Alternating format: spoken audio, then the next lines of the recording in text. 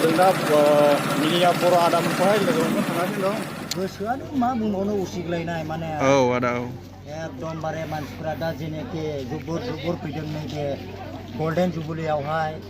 आरो बेबायदि माब्लाबाबो जों समफोरखौ मोनाबो जानो हागौ आरो दिनैनो दानो माने एकदम गावनि गोसोफोरखौ थामथिम खालामना लानायानो मोजां आरो माने ओरैबायदि समायना रमायना नोंथांमोनाबो नायनानै लादो डेक'रेसन माने बानायनायफ्रा ओरैबायदि समायना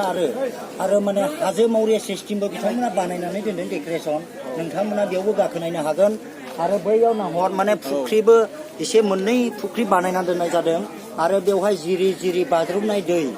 माने पाइपजों नोलिजों गनाय दै बेखौ नायोब्ला ओरैबायदि बिउटिफुल वा आदा खांख्राया माने ओरैबायदि आरोखि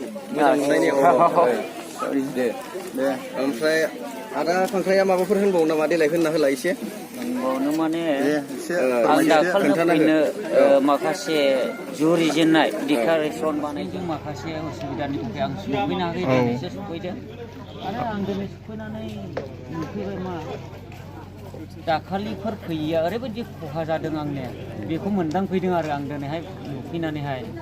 बेखिनि आरो गोजोननाय थाबाय आदानिसिम रोजा रोजा माबा गोजोननाय थाबाय आरो आंनि गोसो गोरबोनिफ्राय माने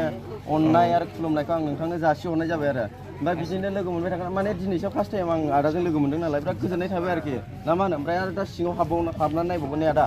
आच्छा आं बे समाव फंबायखौ दिनैसो फार्स्ट टाइम मोनदों फंबायखौबो आं मिथिया चेनेलनि नामखौ मिथिया आंना आर बसुमतारी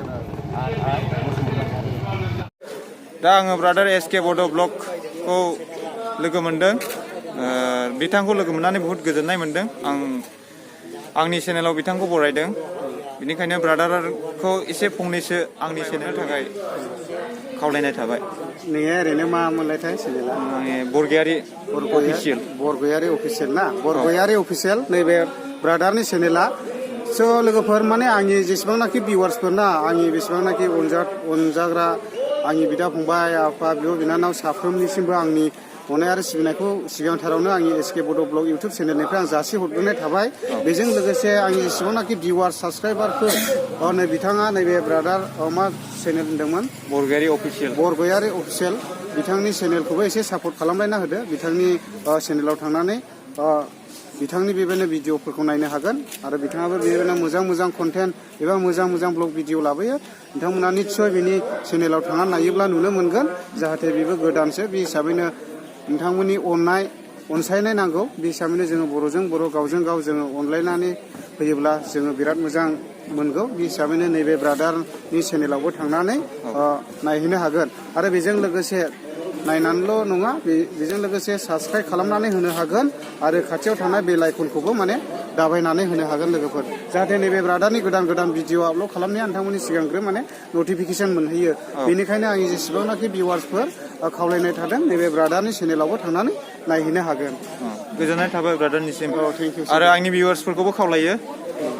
आंनि साबसक्राइबारफोरखौ ब्रादारनि चेनेलावबो थांनानै साबसक्राइब खालाम बिनि भिडिअसफोरखौ नाय एसके बड' ब्लग बिनि ब्रादारनि माबाया चेनेला गोजोननाय थेंक इउ ब्रादार